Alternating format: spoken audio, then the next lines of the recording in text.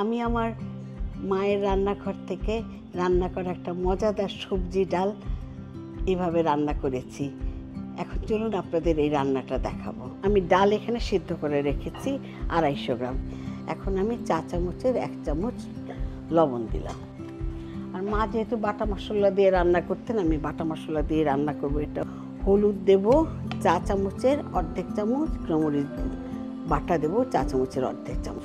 তারপর খুব ভালো করে এটা নাড়া দেবো আমরা। আমি এখানে একটা লাউয়ের 4 ভাগের 1 ভাগ কেটে রেখেছি একদম পাতলা পাতলা করে।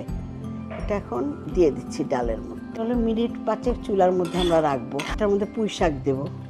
ডাঁটাগুলো আমি একটু ছোট করে পাতলা করে কেটে নিয়েছি।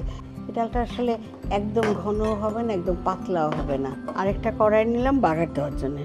আমার মারা তো আসলে সরষের তেল দিয়ে রান্না করতেন। আমি এখানে টেবিল চামচের 2 চামচ সরষের তেল রেখেছি। একটা শুকনো মরিচ দিয়ে দিচ্ছি। পরে 2টো পেঁয়াজ কুচি। হয় কি সরষের তেল বেশি গরম হয়ে গেলে খুব ফেনা উঠে যায়। পেঁয়াজ, রসুন আর শুকনো মরিচ যে দিয়েছিলাম তা কিন্তু ভাজা ভাজা হয়ে গেছে। আর কি এটা সরষের তেল যে একটু রান্না করে এটার মধ্যে আসলে ঘি দেওয়ার দরকার। মাকে দেখতাম খাবারে খুব বেরেস্তা দিতেন, দেখতেও সুন্দর লাগতো আর খেতেও ভালো লাগতো। আমার মায়ের রান্নাঘর থেকে ছোটবেলা যে মজাদার ডালটা খেতাম, সবজি ডাল, তা আজকে আপনাদের আমি রান্না করে দেখালাম।